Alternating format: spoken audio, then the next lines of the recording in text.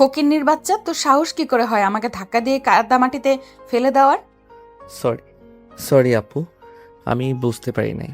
আসলে আমাকে ওই কুকুরটা আমার পিছনে লাগছে, ওর থেকে বাঁচার জন্য দৌড়াতে গিয়ে আপনার সাথে ধাক্কা লাগছে।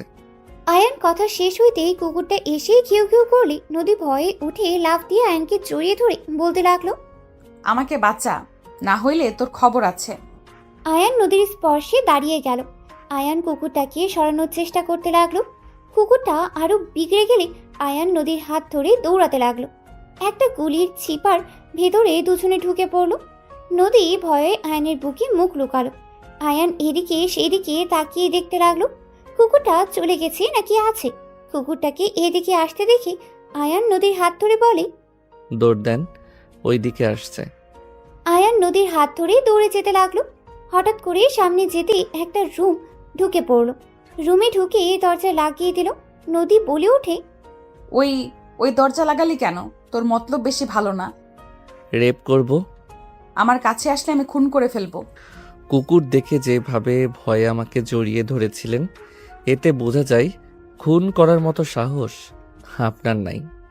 আয়নের কথা শুনে নদী তোতলাতে তোতলাতে বলে, তুই তুই নিজেও তো ভয় পেয়ে আমাকে নিয়ে এখানে আসলি।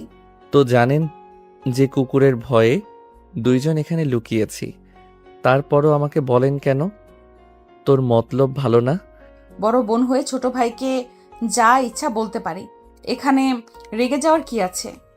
আমি আবার কোন কালের ছোট ভাই হইলাম? নদী কিছু বলতে যাবে তখন কয়েকজন মানুষজন দরজা ধাক্কা দিতে লাগলো। আয়ান নদী চমকে গেল। নদী বলে উঠে, কে? নদীর কণ্ঠ শুনে কেউ একজন বলে উঠল, ওই দরজা খুল, না হলে দরজা ভেঙে ফেললাম। দরজা ভাঙলে তোদের খবর আছে, নোংরামি করার জায়গা পাস না। আয়ান দরজা খুলে দিলে লোকগুলো আয়ানকে মারতে লাগলো।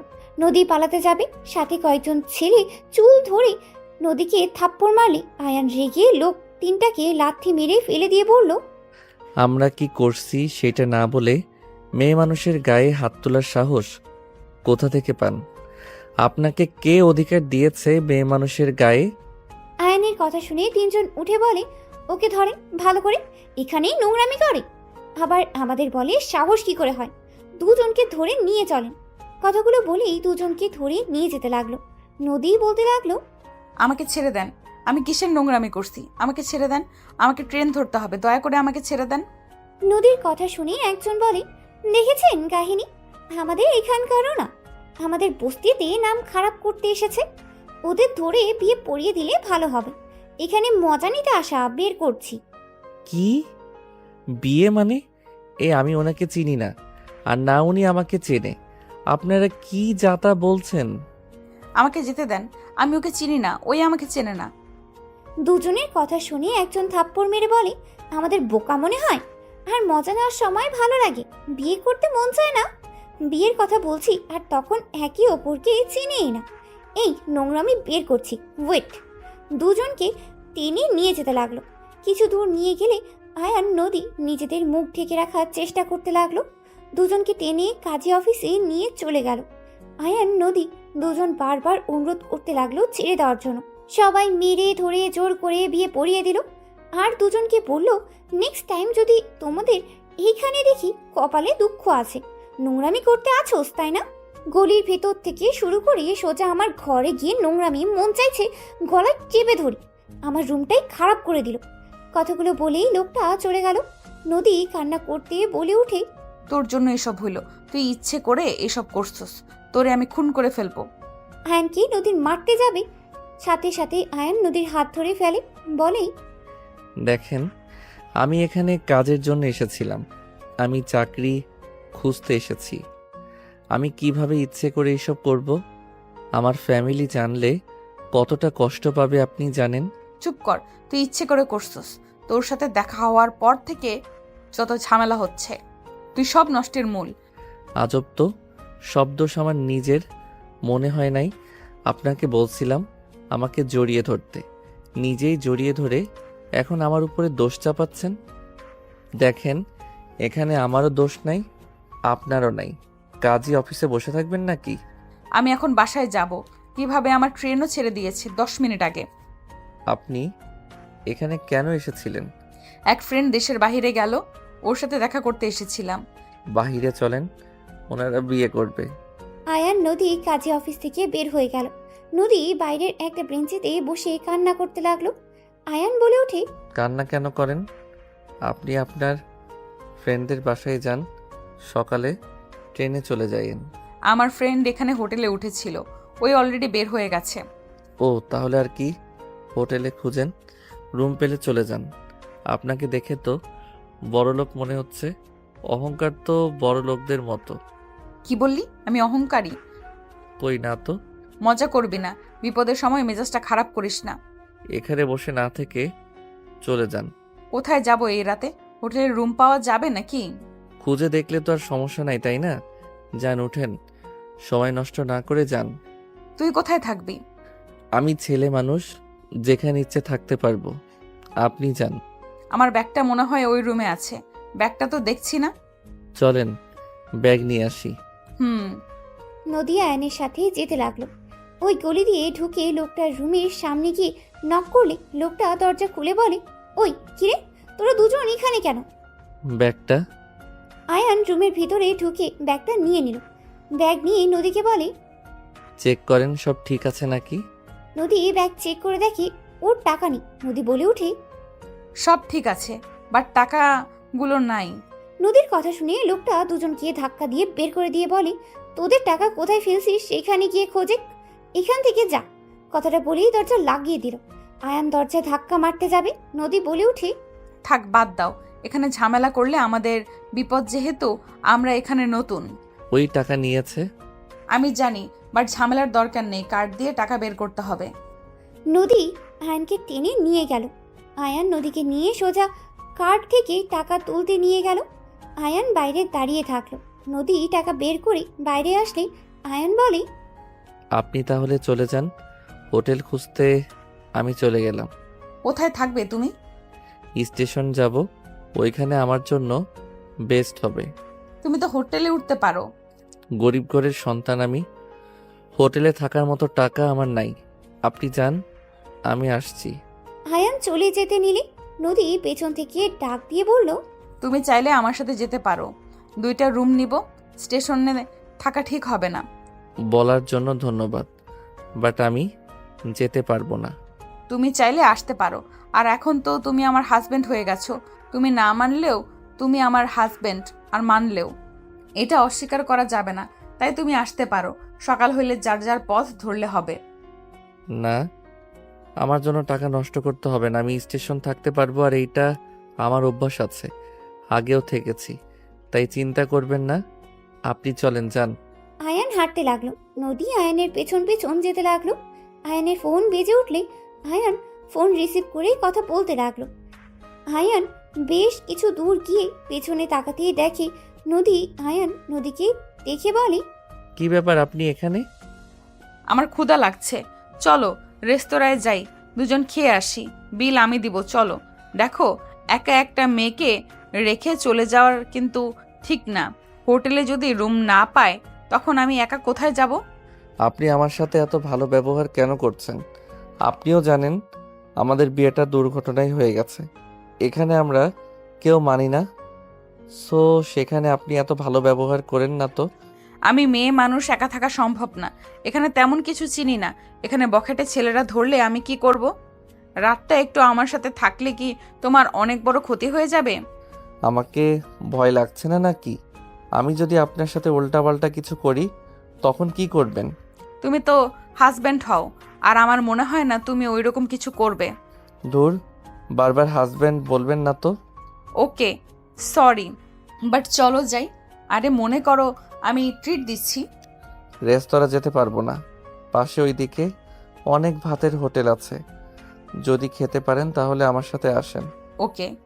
নদী আয়ানের সাথে যেতে লাগলো। আয়ান খুঁজতে খুঁজতে একটা হোটেলের ভিতরে চলে গেল।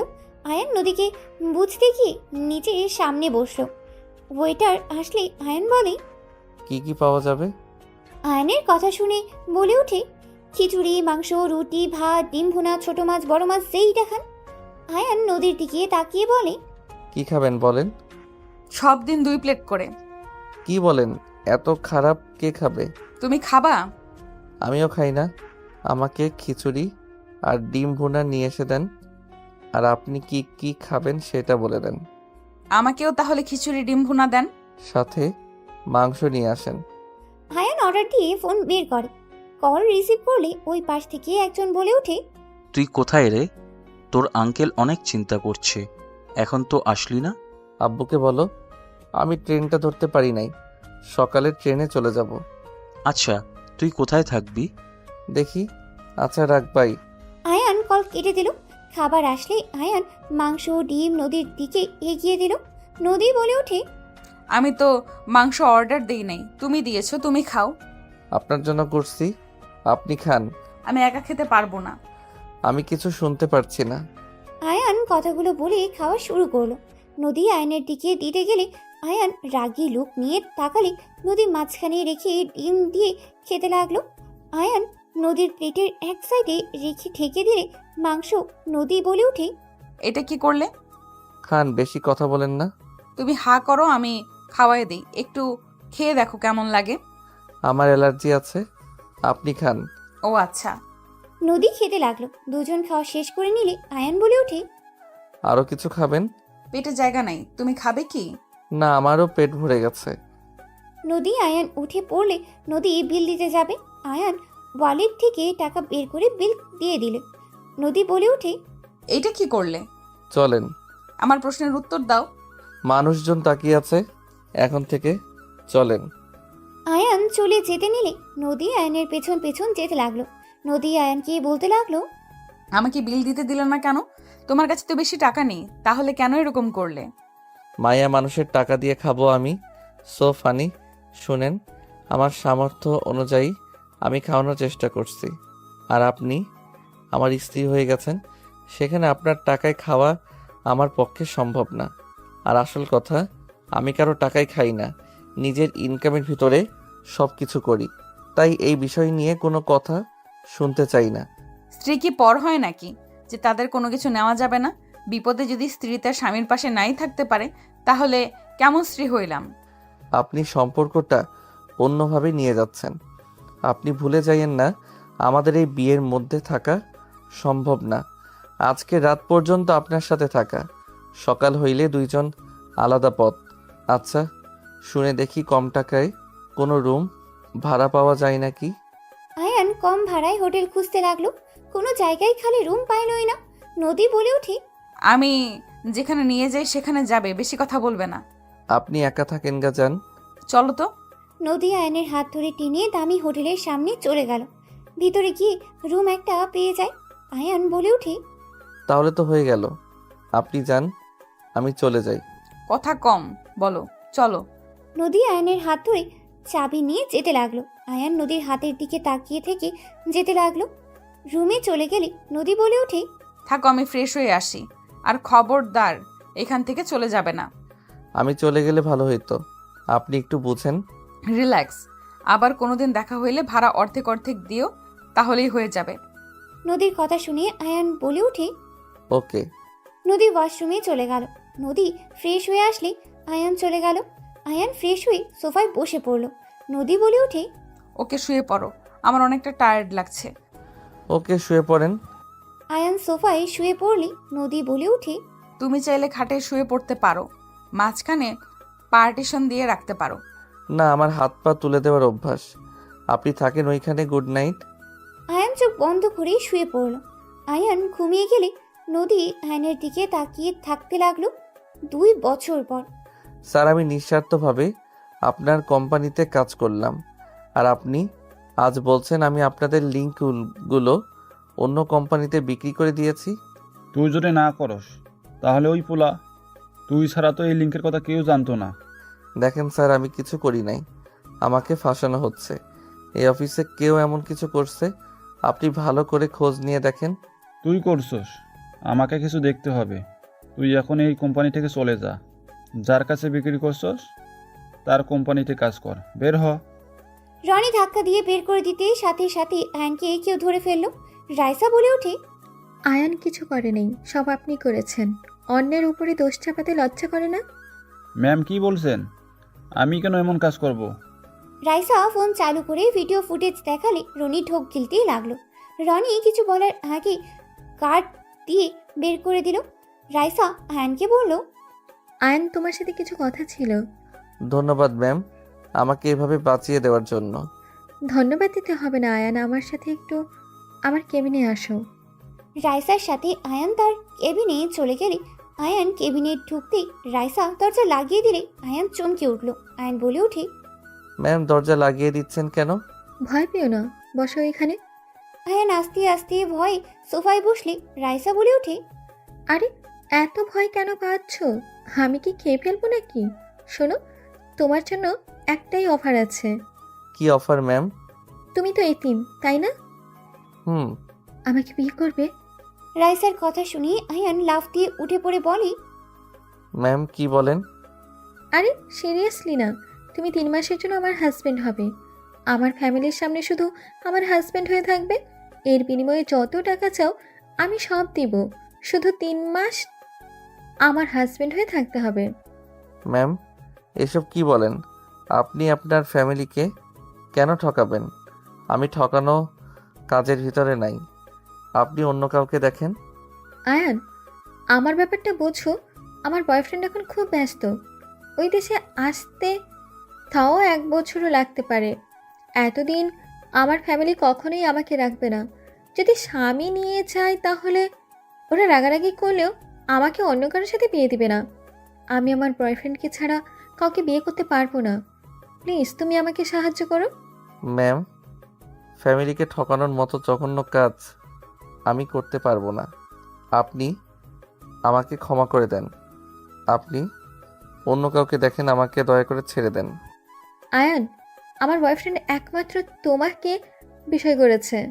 ওয়েট, আমি তোমাকে ওর সাথে কথা বলিয়ে দিই, তাহলেই বুঝতে পারবে।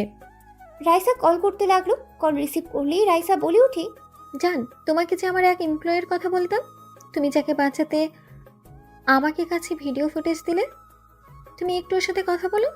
ওই ছেলেটা রাজি না। না, ওই রাজি হতে চাচ্ছে না। তুমি এটুকু বোঝাও না। আচ্ছা, ওর সামনে ফোনটা ধরো। রাইসা ফোনটা আয়নের সামনে ধরলে আয়ন সাথে সাথেই ফোন কেটে দিয়ে বলল, ঠিক আছে, আমি আপনার হাজবেন্ড হতে রাজি আছি। রাইসার অবাক হয়ে বলে ওঠে, কি হলো? এটাই তুমি রাফির সাথে কথা না বলে এভাবে কল কেটে দিলে, আর এখন বলছো হাজবেন্ড হতে রাজি আছো? আপনি কি চান আমি আপনার হাজবেন্ড হয়ে যাই, নাকি চান না? চাই।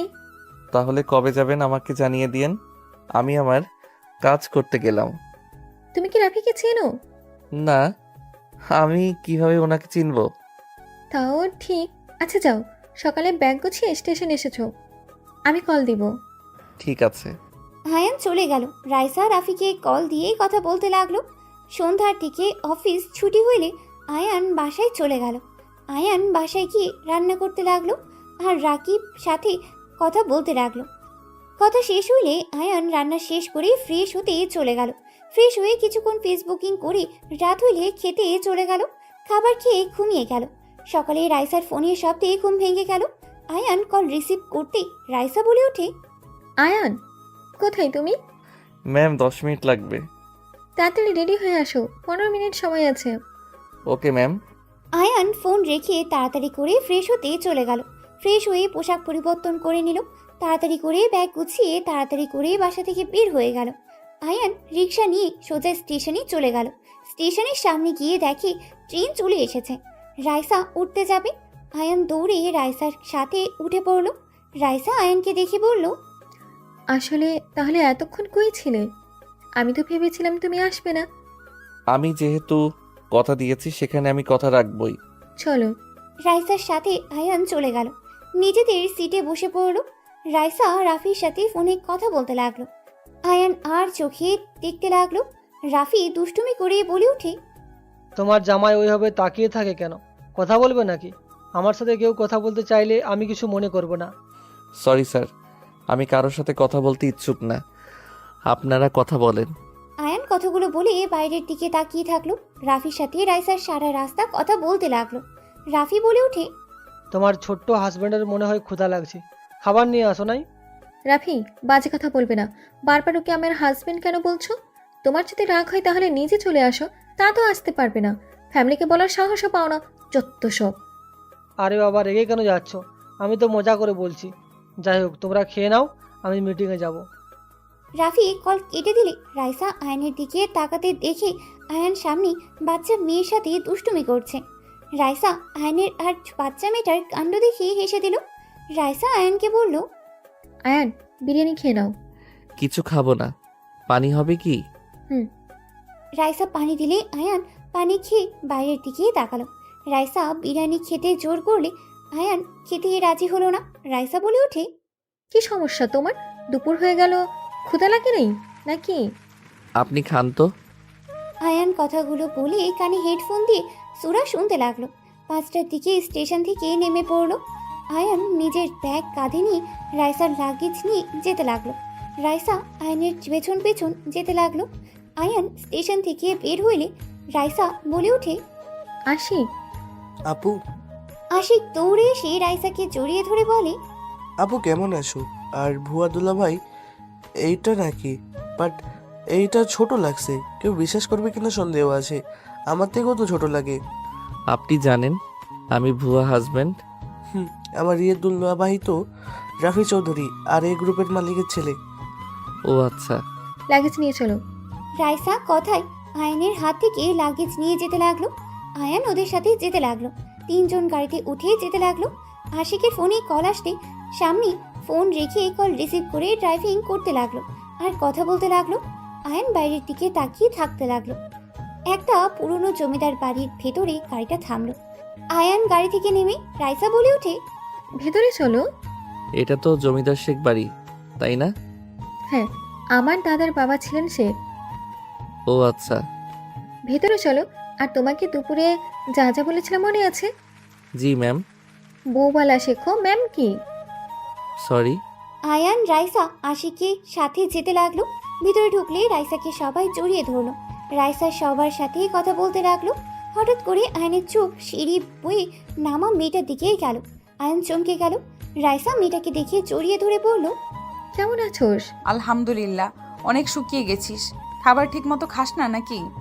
নাটক কম করো প্রিয়। নিজের দিকে তাকিয়ে অন্যজনের দিকে তাকিয়ে কথা বলেন। রাইসার কথা শুনে সবাই হেসে দিল। নদীর আম্মু সামনের দিকে তাকিয়ে বলে ওঠে, আশিক, এই ছেলেটাকে। নদীর আম্মুর কথা শুনে আয়ান সালাম দিল। নদী আয়নের দিকে তাকালে বুকের ভিতর টুক করে উঠল। রাইসা নদীকে ছেড়ে দিয়ে বলে, বড় আম্মু, আমার হাজবেন্ড আয়ান। আর এইদিকে আছো? সরি, সবার সাথে কথা বলতে গিয়ে তোমার সাথে পরিচয় করে দিতে ভুলে গেছি। রাইসার কথা শুনে নদী কয়েক পা পিছিয়ে গেল। সাথে সবাই থমকে গেল। রাইসার আম্মু বলে ওঠে, আমাদের না জানিয়ে তুই বিয়ে করে ফেলেছিস? উপায় ছিল না আম্মু। তোর দাদু, আব্বু, চাচুরা জানলে কি হতে পারে ভাবতে পারছিস? আর তুই কিভাবে আমাদের না জানিয়ে বিয়ে করলি? আমাদের তো একবার জানাতে পারতি। কি জানাবো? তোমরা কি বলেছো আমি আসলে আমাকে বিয়ে দেবে? তো আমি আমার বয়ফ্রেন্ডকে বিয়ে করে নিয়েছি। আর আমি বিয়ে করে সোজা এখানে নিয়ে এসেছি। বাসর তো আর করি নাই, তাই না? বউ কি ধরনের কথা বলো? বড়দের সাথে এভাবে কেউ কথা বলে নাকি? জান, চুপ করো, আমি কথা বলছি তো। কাকি বাদ দেন তো। আব্বু, চাচু, দাদুকে শান্ত কিভাবে করতে হবে সেটাই নিয়ে ভাবতে হবে। সত্যি কি তোরা বিয়ে করছোস রাইসা? এই ছেলেকে দেখে তো ছোটদের মতো লাগছে। ওই আমার জুনিয়র, বাট আমরা একে অপরকে ভালোবাসি। বয়স কোনো ব্যাপার না। জান, চলো রুমে যাই। রাইসা আয়নের হাত ধরে নিয়ে যেতে লাগলো। নদীর থ হয়ে এক নজর তাকিয়ে আছে। আয়ন নদীর দিকে তাকিয়ে ভাবতে লাগলো, শেষমেশ কিনা নিজের শ্বশুর বাড়িতে চলে আসলাম। আল্লাহ জানে উনি মনে মনে কি ভাবছে। আবার যদি রেগে আমার নামে মামলা দেয়, কারণ আমি তো তাকে ডিভোর্স দেই নাই। কি যে করব আল্লাহ ভালো জানে। আয়নকে নিয়ে সোজা রাইসা রুমে চলে গেল। আয়ান হাত সরিয়ে দিয়ে বলে, আপনি বড়দের সাথে এমন ব্যবহার করেন কিভাবে? আর বাসর কথা বলতে লজ্জা লাগে না? এই, তোমার সাথে কি সত্যি বাসর করবো নাকি? চুপ থাকো, আমার ফ্যামিলির ব্যাপার আমি বুঝে নিব। যাও, ফ্রেশ হয়ে নাও। রাইসা আয়ানকে ওয়াশরুম দেখিয়ে দিলে আয়ান ব্যাগ থেকে শার্ট প্যান্ট বের করে ওয়াশরুমে চলে গেল। গোসল করে পোশাক চেঞ্জ করে বের হইল। বারান্দায় শার্ট প্যান্ট মেলে দিয়ে খাটে এসেছে বসলো। রাইসা ওয়াশরুমে চলে গেল। গোসল করে বের হইলে নদী রুমের ভিতরে ঢুকলো। রাইসা নদীকে দেখে বলে, কিছু বলবি? দুলাভাইকে নিয়ে নিচে আয় খেতে। নদী, তুই একটু ওকে খাবার এখানে দিয়ে যা। আমি একটু বের হব, আমার কাজ আছে। আপুর সাথে দেখা করতে যাব, কোম্পানির বিষয়ে কিছু কথা ছিল। ও আচ্ছা। রাইসা চলে গেল। নদী নিচে গিয়ে খাবার নিয়ে এসেছে। রাইসা রুমে ঢুকলো। আয়ান নদীকে দেখে উঠে বসে পড়লো। নদী টি টেবিলের ওপরে খাবারগুলো রেখে বলল, খেয়ে নেন দুলাভাই। এইটা আপনাদের বাসা? আপনার বোন হয় রাইসা? আপনি তো অনেক চালাক মানুষ। আপনাকে দেখে বড্ড অবাক হইলাম। আমার কেন জানি মনে হচ্ছে আপনি ইচ্ছে করে রাইসাকে ফাঁসিয়ে এই বাসায় এসে ঘর জামাই হয়েছেন। ঠিক বলছেন। আপনারা তো বড়লোক মানুষ, আপনাকে বিয়ে করে তো কোনো কিছু পেলাম না, তাই আর কি আপনার বোনকে ধরলাম। আপনার বোনকে ধরে লাভ হয়েছে। আপনার বোনের কোম্পানি আছে, নিজস্ব সব কিছু আছে। আমার আর অভাব থাকলো না, পায়ের উপরে পা তুলে বসে খাবো। আয়ানের কথা শুনে নদী রেগে আয়ানের কাছে গিয়ে আয়ানের কলার ধরে রেগে বলে, তুই আমাকেও সেদিন ফাঁসিয়েছিলি তাই না? ওরা তোর লোক ছিল তাই না? তুই যদি ভেবে থাকস রাইসার মাধ্যমে এই বাড়ির দিকে নজর দিবি, তাহলে জীবনে বড় ভুল করবি। আমি বেঁচে থাকতে তোকে কিছুই করতে দিব না। নদীর কথা শুনে আয়ান হাসতে লাগলো। নদী রেগে থাপ্পড় মারতে যাবে, সাথে সাথে আয়ান নদীকে খাটের ওপরে ফেলে দিয়ে নদীর 2 হাত চেপে ধরে। ঠোঁটজোড়া নিজের দখলে নিয়ে নিল। নদীর চোখ বড় বড় করে ফেললো। নদী আয়ানের থেকে ছোটার চেষ্টা করতে লাগলো। আয়ান নদীর পেটে হাত দিয়ে নদী কেঁপে উঠল। 3 মিনিট পর নদীর ঠোঁট ছেড়ে দিলে নদী চোখের পানি গড়িয়ে পড়তে লাগলো। নদী আয়ানের 2 গালে থাপ্পড় মারতে লাগলো। নদী কান্না করতে করতে বলতে লাগলো, আমার হাজবেন্ড হয়ে অন্য কাউকে বিয়ে করতে কি বিবেকে বাঁধলো না? তোর টাকা প্রয়োজন হইলে আমাকে বলতে পারতি, তুই অন্য কাউকে কেন বিয়ে করলি? আয়ান নদীর বুকে মাথা দিয়ে 2 হাত খাটের সাথে চেপে ধরে বলে, আমাকে কি ভালোবাসেন নাকি? তোকে কেন ভালোবাসবো? এই জন্য বলে এতদিনে মানুষ চেনা যায় না। এই জন্য বলে একদিনে মানুষ চেনা যায় না। তুই এত খারাপ, সামান্য টাকা সম্পদের জন্য আমার কাজিনকে বিয়ে করে এই বাড়িতে আসলি। তুই সব চেনার পর কেন আমার সাথে যোগাযোগ করলি না? যোগাযোগ করলে তো আমি তোকে ফিরিয়ে দিতাম না। যা টাকা লাগে, যা দরকার আমি তোকে দিতাম। নদী কথাগুলো বলে অচরে কান্না করতে লাগলো। আয়ান বুকের ওপর থেকে মুখ তুলে ঠোঁটে আলতো করে কিস করে। চোখের পানিগুলো ঠোঁট দিয়ে চুষে নিতে লাগলো। নদী কেঁপে কেঁপে উঠতে লাগলো। আয়ান বলে ওঠে, আপনি তো আমাকে ভালোবাসেন না, তাহলে আপনার থেকে কিভাবে কিছু চাইতাম বলেন? উল্টা আপনি আপনার ফ্যামিলিকে দিয়ে আমাকে মারতেন, তাই আপনার বোনকে বেছে নিলাম। ছাড় আমাকে, আমার বোনকে নিয়ে সুখে থাক, আমাকে ছেড়ে দে। নদীর কথা শুনে আয়ান হাত ছেড়ে দিয়ে নদীর উপর থেকে উঠে পড়লো। নদী উঠে ওড়না ঠিক করতে লাগলো আর কান্না করতে লাগলো। আয়ান উঠে সোফায় বসে খাবার খেতে লাগলো। নদী অছরে কান্না করতে লাগলো। আয়ান বলে ওঠে, খাবার খাইছেন দুপুরে? তুই খা, তোর শ্বশুর বাড়িতে খাবার জন্মের খাবার খা। জন্মের খাবার আবার কেমন দেখা যায়? লুচ্চা বদমাইশ। ও লুচ্চা বদমাইশের মতো দেখা যায়। কুত্তা বিড়াল, তোকে আমি খুন করে ফেলবো। যাক বাবা, আমি আবার কি করলাম? শ্যালিকা কান্না বন্ধ করে পাশে এসে বসো। কুত্তা, আমি তোর স্ত্রী, তুই আমাকে শালিকা কোন হিসেবে বলস? থুক্কু, বড় বউ আসো, একটু কাছে বসো তো। চুপ কর। নদী বের হয়ে যেতে নেবে, তখন আয়ান নদীর দিকে যাবে। সাথে সাথে আশিক এসেছে পরে। আয়ান সোফায় বসে খাবার খেতে লাগলো। নদী বলে ওঠে, দুলা ভাইয়ের কাছে থাক, কিছু লাগবে কিনা। ওকে যাও, আমি দেখছি। নদী চলে গেল।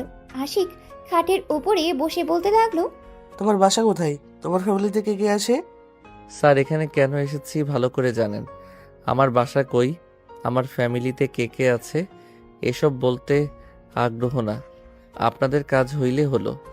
পরিচিত দিতে কি সমস্যা শুনি? কোনো কাহিনী করে ভাগবে নাকি? আপনার যেইটা ভাবার ভাবেন, আমি কোনো কিছুর উত্তর দিতে বাধ্য না। আয়ান কথাগুলো বলে খাবার খেতে লাগলো। খাওয়া শেষ হলে হাত ধুয়ে পানি খেয়ে উঠলে সাথে সাথে আশিক বলে ওঠে, চলো ঘুরতে যাই। রুমে একা একা কি করবে? কোথায় যাবেন? চলো আমার সাথে। আয়ান আশিকের সাথে নিচে নামতে লাগলো। আশিক বলে ওঠে, আম্মু, আমরা বের হচ্ছি, আপু আসলে বলে দিও। আশিক আয়ান চলে গেল। নদীর আম্মু বলতে লাগলো, যাই বলিস, রাইসার কিন্তু রুচি ভালো আছে। ছেলেটা দেখতে মাশাল্লাহ আছে। মানুষের ভিতরে ধরানো যাবে। ভাবি আপনি এসব বলছেন, আর আমি এদিকে আমি চিন্তায় মরছি যে শ্বশুর মশাই, ভাইজান, রাইসার বাবা কিভাবে নিবে। দুজন কথা বলতে লাগলো। আয়ান আশিকের সাথে ঘুরতে লাগলো। রাত 8টার দিকে আশিকের সাথে আয়ান বাসার ভিতরেই ঢোকে। দেখে নদীর আব্বু রাইসাকে থাপ্পড় মেরে বলছে, তোমাকে আমরা এই শিক্ষা দিয়েছি, যাকে তাকে ধরে নিয়ে এসে বলবে বিয়ে করে এসেছি, ও আমার হাজব্যান্ড, মেনে নেন। তুমি এখন তোমার হাজব্যান্ডকে নিয়ে এখান থেকে বের হয়ে যাবে। আব্বু অলরেডি সবাই জেনে গেছে এই ছেলেটা আপুর হাজবেন্ড। এখন যদি কেউ জানে যে বের করে দিয়েছেন, মান সম্মান থাকবে তো?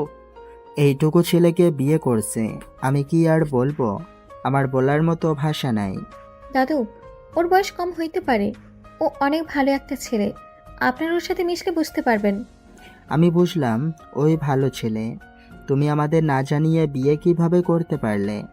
আসসালামু আলাইকুম, আমি আপনাদের মাঝে কথা বলতে যাচ্ছি, যদি অনুমতি দিতেন। ওয়ালাইকুম আসসালাম। কিসের অনুভূতি? তুমি আমাদের মধ্যে একটা কথাও বলবে না? তুমি আমার বাতিদিকে পাশিয়ে বিয়ে করেছ। তোমার মতো ছেলেকে আমার চেনা হয়ে গেছে। তুমি কি ভাবছ আমার বাতিজিকে ভুলিয়ে বালিয়ে বিয়ে করে আমাদের সম্পত্তি নিয়ে নিবে? যদি ভেবে থাকো তাহলে জীবনে বড় ভুল করছ। দুঃখিত আঙ্কেল, আপনার মেয়ের সম্পত্তি বা আপনাদের সম্পত্তি এইসব আমার কোনো লোভ নাই। আপনার মেয়েকে ভালোবাসি তাই বিয়ে করেছি। আপনারা আমাদের ভালোবাসা মেনে নিতেন না, তাই আমরা বিয়ে করতে বাধ্য হয়েছি। এখনো ও তোমাদের আমরা মেনে নিচ্ছি না, বের হয়ে যাও দুইজন। দাদু রাইসার হাত ধরতে যাবে, তখন রাইসার আব্বু বলে ওঠে, আব্বাজান, ভাইজান বাদ দেন।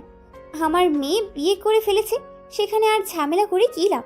ভুলটা তো আর শোধরানো যাবে না। আমার মেয়ে যদি সুখে থাকে তাহলে থাক। আর আমার একমাত্র মেয়ে, আর একটাই ছেলে।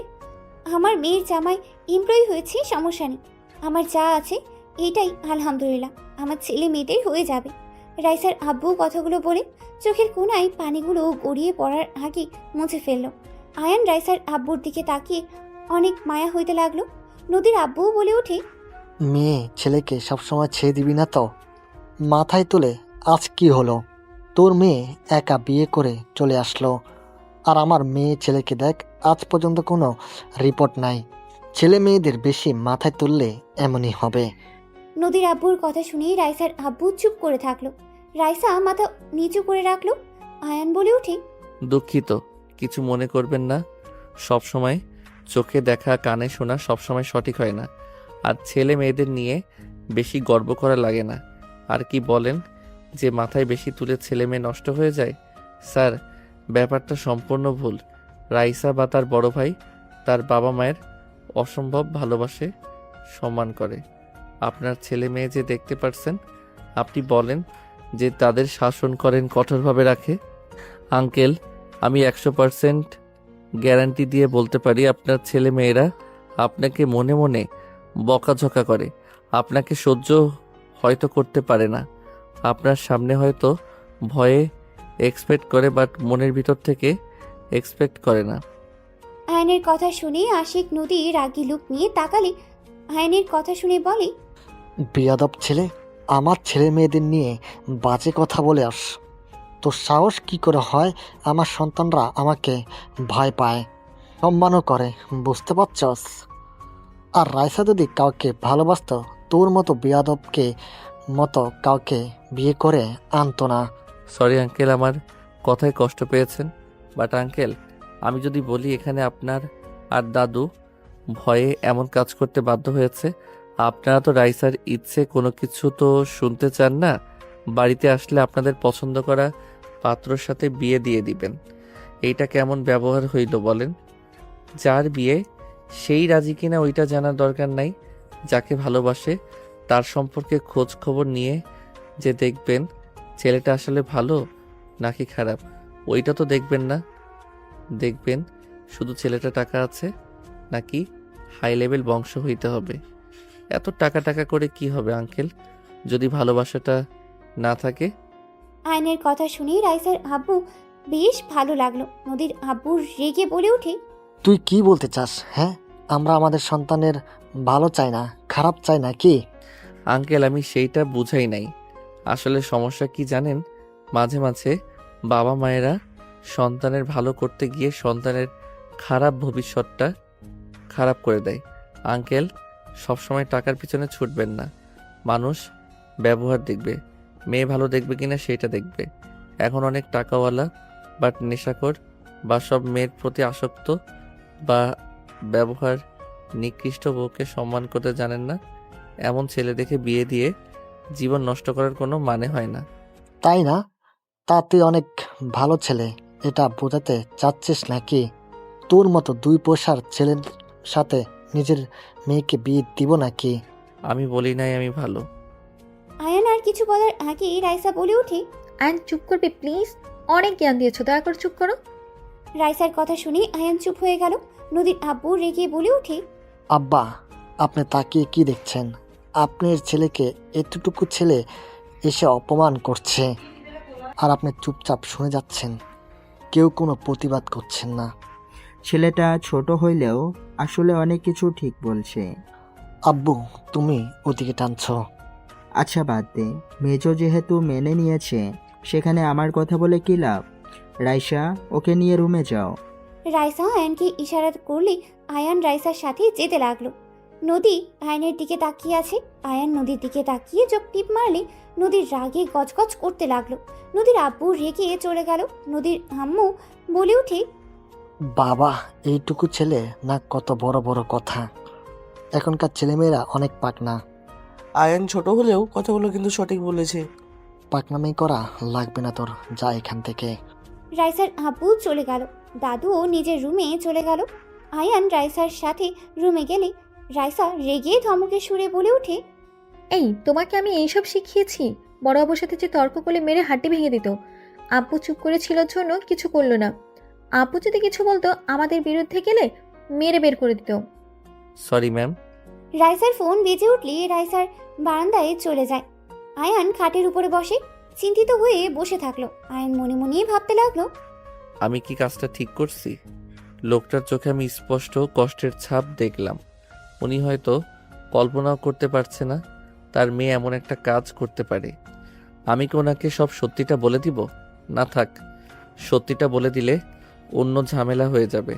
আয়ান কথাগুলো ভাবতে লাগলো। 10টার দিকে রাইসাদের ডাকলে আয়ান রাইসা দুজন নিচে চলে গেল। আয়ান সবার সাথে ডাইনিং টেবিলে বসতে যাবে, তখনই নদীর আব্বু এসে বললেই, সামান্য একজন এমপ্লয়ি হয়ে বসদের সাথে খেতে বসতে চায় কোন সাহসে? এই ছেলে, নিচে গিয়ে বসো। Sorry sir. শফিক, চুপ কর তো। আয়ান, তুমি বসো আমাদের সাথে। ও যদি আমাদের সাথে খায়, আমি খাওয়ার বাদ দিয়ে উঠে যাব। নদীর আব্বুর কথা শুনে কিছু বলবে, তখন আয়ান বলে ওঠে। স্যার আপনি থাকেন, সমস্যা নাই, আমি নিচে বসছি। আয়ান এক সাইডে গিয়ে ফ্লোরে বসলে নদী আয়ানের পাশে গিয়ে বসলো। আশিকও চলে গেল। রাইসাও আশিকের পাশে বসে পড়ল। নদীর আব্বু রেগে বলে ওঠে। কিরে, তোরা ওখানে বসলি কেন? আম্মু, কাকি, আমাদের এখানে খাইতে দেন। আপনারা আমার সাথে কেন বসছেন? আমি গরিব ঘরের সন্তান, আপনারা যান। আমার সাথে বসা আপনার জন্য ঠিক না। তুমিও মানুষ, আমরাও। ওয়েট, আমি নিয়ে আছি। আশিক নদী উঠে খাবার নিয়ে আসতে গেলে নদীর আব্বু রেগে নদীর গালে থাপ্পড় মারতে গেলে আশিক সামনে দাঁড়ালে ওর গালে গিয়ে থাপ্পড়টা পড়ল। দাদু রেগে বলে ওঠে। আমার দাদু ভাইদের গায়ে হাত তোলার সাহস তোকে কে দিল? ওদের মতো থাকতে ওদের দে সব কিছু জোর করে চাপিয়ে দেওয়ার চেষ্টা করিস না। আব্বাজান, প্লিজ, আপনি আমাদের মধ্যে নাক গলাবেন না।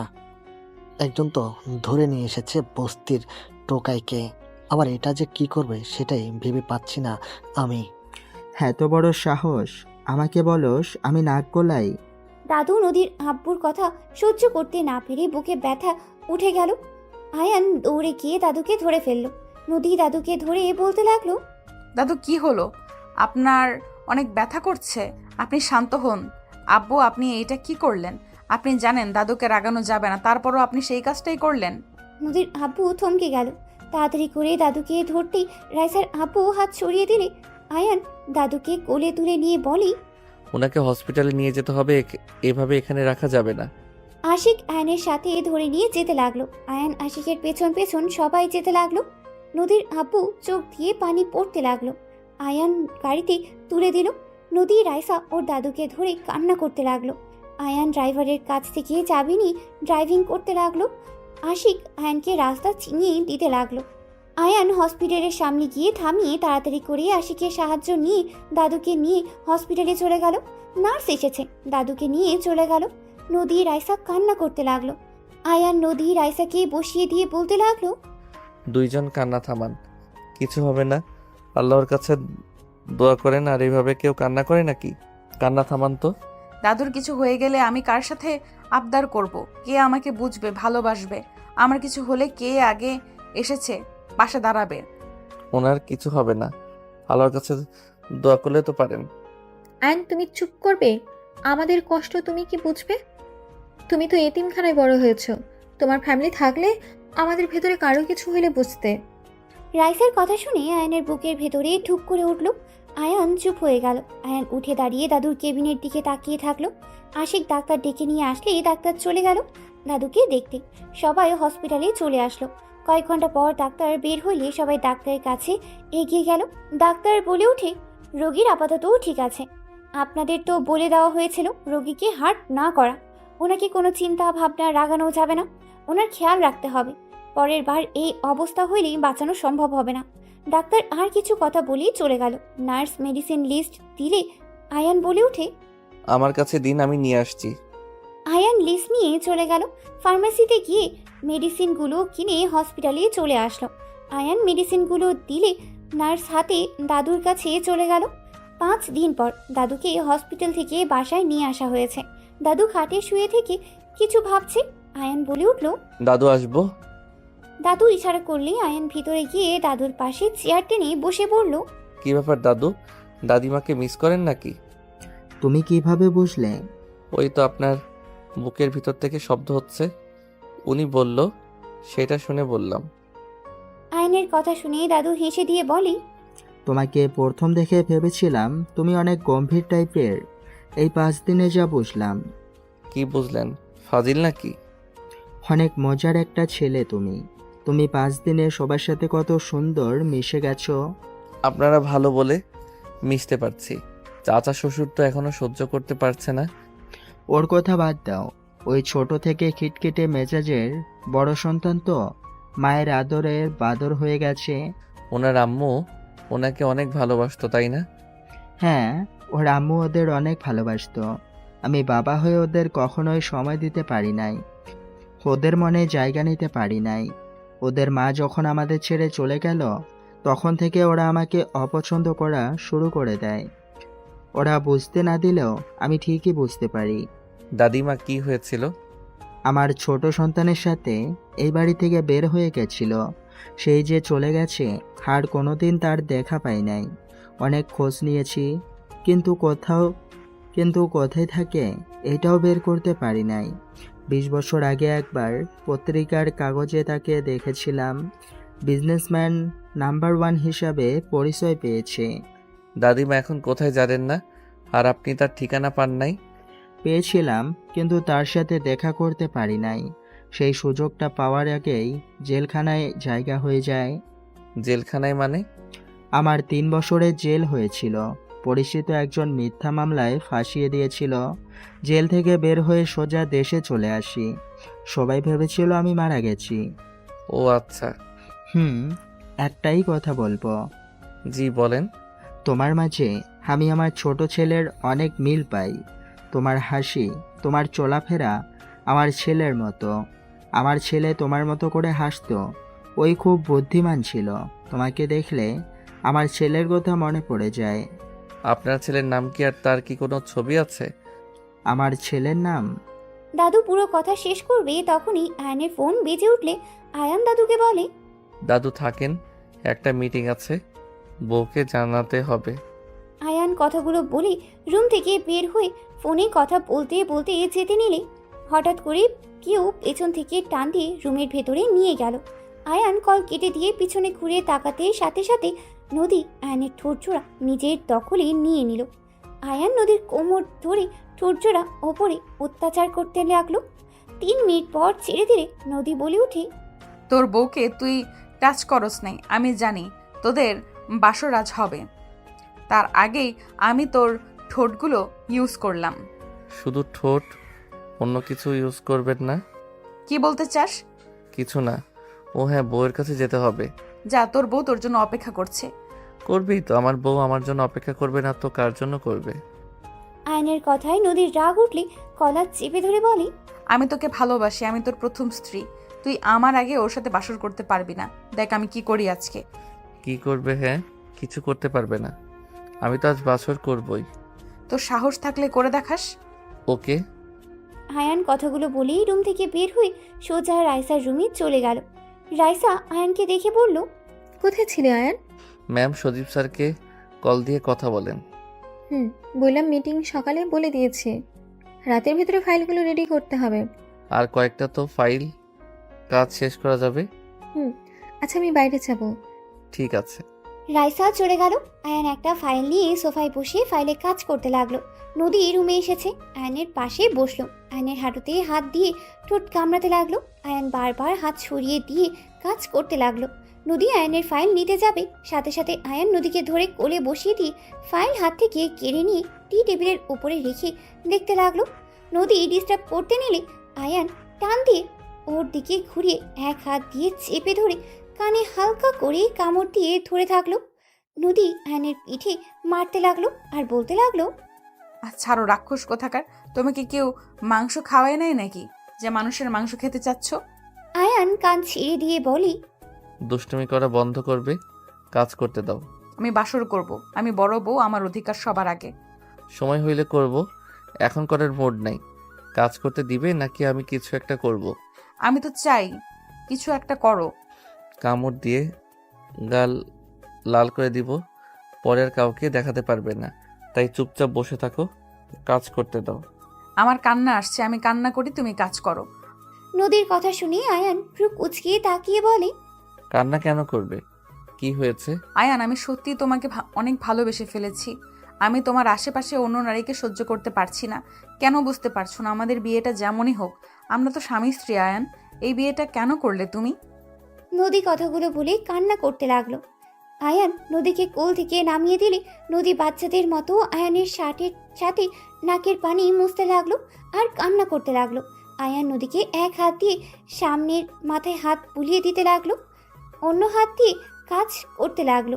নদী বাচ্চাদের মতো করে আয়ানের শার্ট টানতে টানতে কান্না করতে করতে বলতে লাগলো, কেন করলে আয়ান? তুমি বিবাহিত জানার পরও কেন তুমি রাইসাকে বিয়ে করলে? আমি তো তোমাকে ডিভোর্স দেই নাই, তুমি কেন বিয়ে করলে? তাও আবার আমার কাজিনকে। আমি কিভাবে ওকে বলবো আমার স্বামীর সাথে তুই কেন থাকোস? তোকে দেখলে আমার রাগ হয়, কষ্ট হয়। নদী কথাগুলো বলতে লাগলো আর ফুপিয়ে ফুপিয়ে কান্না করতে লাগলো। আয়ান এক হাত দিয়ে বাহুতে জড়িয়ে ধরে হাত বুলিয়ে দিতে লাগলো।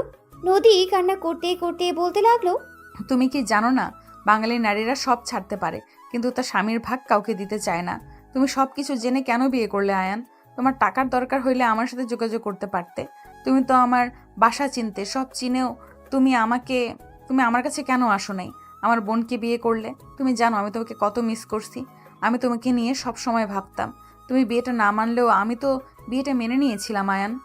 নদী কথাগুলো বলতে বলতে কান্নায় ভেঙে পড়লো। আয়ান নিজের কাজ রেখে নদীর দিকে তাকিয়ে 2 হাত দিয়ে চোখ মুছে দিতে লাগলো। নদীর রেগে হাত সরিয়ে দিতে লাগলো। আয়ান জোর করে নদীকে জড়িয়ে ধরে বলতে লাগলো, কান্না থামাও, কেউ এসে যাবে। তোমার মনে কি কারোর প্রতি কোনো দয়া মায়া হয় না? তোমার মন এতটা পাষাণ কেন? আমি এমনই, আমার কারোর প্রতি মায়া হয় না। আমার প্রতি একটু মায়া জন্মালে কি ক্ষতি হবে? হ্যাঁ, কান্না থামাও, কথায় কথায় কান্না করবে না তো। এইটার খুব বিরক্ত লাগে। কেউ মনে হয় আসছে, চোখ মুছো। আয়ান নদীকে ছেড়ে দিয়ে কাজ করতে লাগলো। নদী তাড়াতাড়ি করে চোখ মুছে ফেললো। নিজেকে স্বাভাবিক করতে গিয়ে আবার কান্না করলে কারোর কণ্ঠের শব্দ শুনি সাথে সাথেই নিজেকে সামলিয়ে নেয়।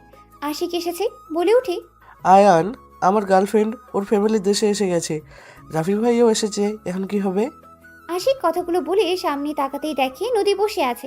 নদী আশিকের কথা শুনে বলে, গার্লফ্রেন্ড আছে তোর? আপু তুই এখানে কি করো? দুলা ভাইয়ের সাথে গল্প করি। তোর গার্লফ্রেন্ড আছে? আপু কাউকে বলো না, আব্বু শুনলে রেগে যাবে। বলবো না, বাট আমার কথা শুনে চললে। ঠিক আছে, সব শুনবো। আপু তুমি একটু যাও তো, আমি আয়নের সাথে কথা বলবো। ওই দুলাভাই হয়, তুই নাম ধরে ডাকছস কেন? অভদ্র কোথাকার। আমি অনুমতি দিয়েছি, তাই বলছে আপনি জানতো। কিসের অনুমতি? হ্যাঁ, ওকে দুলাভাই বলে ডাকবি, একদম নাম ধরে ডাকবি না। ঠিক আছে, তুমি যাও। নদী চলে গেলে আশিক আয়নের কাছে এসে বলে, আপু তো বাইরে গেছে, এখন কি হবে? ভাইয়া যদি তার বাবা মাকে নিয়ে চলে আসে, হুট করে যদি সবাই জেনে যায় যে এতদিন মিথ্যা কথা বলেছে রাইসা আপু তুমি তার হাজবেন্ড না, ভাবতে পারছো কি হবে? আমার আব্বু আরও রেগে যাবে। আপনার রিয়েল দুলাভাইকে কল করে সোজা বলেন এই বাসায় আসা লাগবে না। ভালোভাবে বুঝিয়ে বলেন, আমরা আগে সবাইকে বুঝিয়ে নেই তারপর। তাই বলতে হবে। উনি ওনার দাদুর বাড়িতে যাবে, ওইখান থেকে সোজা আমাদের বাসায় আসবে হয়তো। দাদার বাড়ি? হ্যাঁ। ও আচ্ছা। আপু কখন আসবে, কিছু বলে গেছে কি? কল দেন। কল কেটে দেয়, মনে হয় ব্যস্ত আছে। ও আচ্ছা, যান, চিন্তা করেন না, কিছু হবে না, সব ঠিকঠাক হয়ে যাবে। আশিক চলে গেল। আয়ান মনে মনে কিছুক্ষণ ভেবে কাজ করতে লাগলো। রাত 10টায় রাইসা রুমে আসলে আয়ানকে বলল, আয়ান, আজকে থেকে কিছু শুনেছো? হ্যাঁ, আপনার বয়ফ্রেন্ড এখানে আসবে ফ্যামিলি নিয়ে। 3 দিন সময় আছে। ওই এখনো বলেনি, বাট ওরা ঘুরতে দেশে এসেছে। 3 দিনের ভেতরে রাফি ওর ফ্যামিলিকে জানিয়ে দিয়ে চলে আসবে। এখন আমাদের কাজ হলো যে কোনোভাবে হোক সবাইকে বুঝিয়ে বলতে হবে আমরা কেন এমন করেছি। আচ্ছা, 3 দিন সময় আছে, এর ভিতরে সব ঠিক করে নেওয়া যাবে। আর আপনি তো বলেছিলেন কাজের চাপে দেশে আসতে পারছেন না, তাহলে হঠাৎ করে দেশে কেন আসলো? আমি জানি না, শুধু বলো দেশে আসবে, 3 দিন পর আমাদের এখানে আসবে। আমার মাথায় কিছু কাজ করছে না, ওর মাথায় যে কী ঢুকে আছে কে জানে। ও আচ্ছা। রাইসা কিছু বলবে তখনই রুমি নদী ভিতরে ঢুকে বলে, রাইসা, হ্যাঁ বল। আজকে আমি তোর সাথে ঘুমাবো। অনেক দিন ধরে দুই বোন একসাথে থাকি না, গল্প করা হয় না। রাইসা নদীর কথা শুনে চমকে গেল, ঢোক গিলতে লাগলো। আয়ান মনে মনে ভাবতে লাগলো, পাগলি বউ আমার, ভেবেছে আমি ম্যামের সাথে বাসর করব। পাগলি তো জানে না আমাদের বিয়ে হয় নাই, আর তো বাসর দূরের কথা। ইয়া মানে? নদী, আমাদের তো অনেক কাজ, আগামীকাল একসাথে গল্প করব। বুঝছি, জামাই পেয়ে বোনদের ভুলে গেছিস। আমি যে তোর বোনের থেকেও বেশি কিছু, এইটা তুই ভুলে গেছিস। এখন তোর স্বামী সব, তাই না? আরে নদী, তা না, তুই ভুল বসছিস। দেখ, সত্যি আমাদের অনেক কাজ আছে। রাইসার কথা শুনে নদী মনে মনে ভাবতে লাগলো, কি কাজ আছে আমি ভালো করে জানি। আমার জামাইয়ের সাথে বাসর করাবো ভালো করে, যেইভাবেই হোক এই রুমে থাকতেই হবে, না হলে ওদের মাঝে না না, এটা হতে পারে না। নদী কথাগুলো ভেবে বলে ওঠে, আমি কিছু জানি না, আমি এখানে থাকবো, তোর সাথে ঘুমাবো, এটাই আমার শেষ কথা। নদী কথাগুলো বলে সোজা খাটে গিয়ে শুয়ে পড়লো। আয়ান বলে ওঠে, শালিকা, তুমি তো জানো আমাদের বাসর এখনো হয় নাই। তুমি যদি থাকো তাহলে আমরা বাসর কিভাবে করব? আয়ানের কথা শুনে রাইসা রাগী লুক নিয়ে তাকালে আয়ান চোখ টিপ দিলে রাইসা কিছু বলল না। নদী বলে ওঠে, দেখুন দুলাভাই, আমার বোনকে আমি অনেক ভালোবাসি। আমি এতদিন দেশে ছিলাম না, রাইসাও নিজের অফিসের জন্য ব্যস্ত ছিল। দুই বোন অনেক দিন ধরে একসাথে থাকি না, বাসর পরে করেন। বউ তো আর পালিয়ে যাচ্ছে না। আমার অনেক মনে পড়ছে রাইসাকে। আমি এখন এখান থেকে যাব না। আপনি আমার বউকে আমার থেকে দূরে রাখতে পারেন না। আইন বাদ দাও, নদী বয়সে শুধু বড় হয়েছে, এখনও বাচ্চাদের মতো আছে। আর আসলে আমরা দু বোন অনেক দিন ধরে একসাথে থাকি না। আজকে তুমি সোফায় ঘুমাও, আমি আর নদী একসাথে ঘুমাবো। বউ, তুমি শুধু তোমার বোনের কথা ভাবলে, আমার কথা তো একটু ভাবো না। রাইসা চোখ পাকালে আয়ান ইশারা করলে রাইসা বলে ওঠে, এতদিন ধৈর্য ধরেছ, আজকে রাত তো ধৈর্য ধরো। রাইসা আমার কাছে আয়, তোর জামাইয়ের কাছে অনেক গেছস। নদী রাইসাকে খাটে বসিয়ে রাইসার কোলে বসে আয়ানের দিকে তাকিয়ে ভিলেনের মতো হাসি দিলে আয়ান হাসতে শুরু করে দিল। রাইসা ভ্রু কুচকে তাকালে আয়ান বলে ওঠে, বউ, আমার জায়গায় তুমি শালিকাকে কেন দিচ্ছ? কাজ করো। ঠিক আছে। রাইসা নদীর মাথায় হাত বুলিয়ে দিয়ে ঘুম পাড়িয়ে দিল। রাইসা আয়ানকে বলে, এই, তুমি এত বেশি কথা বলে কেন? রাগ তুলবে না বলে দিলাম, ভুলেছেও না। তুমি কিন্তু আমার ফেক হাজবেন্ড, জামাইয়ের মতো ব্যবহার করবে না একদম। ম্যাম, আপনার যে বোন, উনি সন্দেহ করতো, তাই আমি একটু বাজে কথা বলছি। আমি আপনার জন্য তো বললাম। ভালো হয়েছে, মনোযোগ দাও। আয়ান চুপচাপ কাজ করতে লাগলো, রাইসা ল্যাপটপ নিয়ে কাজ করতে লাগলো। সারা রাত দুইজন কাজ করতে করতেই লাগলো। 4টার দিকে দুজন ঘুমিয়ে গেল। সকালে নদী ঘুম ভাঙলে দেখে রাইসা ওকে জড়িয়ে ধরে ঘুমিয়ে আছে। নদী রাইসার হাত ছড়িয়ে দিয়ে আয়নের দিকে তাকিয়ে দেখে আয়ান সোফায় ঘুমিয়ে আছে। নদী বিজয়ী হাসি হেসে মনে মনে ভাবতে লাগলো, কর বাসর, আমার আগে বাসর করার মজা বুঝিয়ে দিয়েছি। লুচ্চা বেডা একটা, এমন জায়গায় মারবো না বাসর আর মুখেও নিয়ে আসবি না, কুত্তা বিড়াল। নদী মুখ ভেঙচি দিয়ে নেমে চলে গেল রুমে। রাইসার ঘুম ভাঙলে ঘড়ির দিকে তাকাতে দেখে অনেক বেজে গেছে। রাইসা তাড়াতাড়ি করে উঠে পড়লো। আয়নকে তাড়াতাড়ি ডাক দিয়ে তুলে নিয়ে বলল, আয়ন ওঠো, তাড়াতাড়ি রেডি হতে হবে, অনেক বেঁচে গেছে। রাইসা কথাগুলো বলেই চলে গেল। আয়ান তাড়াহুড়ো করে উঠে পড়লো। ব্যাগ থেকে শার্ট প্যান্ট নিয়ে পাশের রুমে গিয়ে ফ্রেশ হয়ে রেডি হয়ে নিল। রাইসার রুমে এসেছে, সব কিছু গুছিয়ে নিতে লাগলো। গুছিয়ে নিয়ে রাইসার সাথে তাড়াতাড়ি করে বাসা থেকে বের হয়ে গেল। সন্ধ্যার দিকে আয়ান রাইসা বাসায় ফিরল। বাসায় ঘরে যেতেই আয়ান রাইসা দুজন চমকে উঠল। আয়ানকে দেখে কেউ কিছু বলার আগেই নদীর আম্মু বলে ওঠে, আম্মাজান, এটা রাইসা আর তার হাজবেন্ড আয়ান।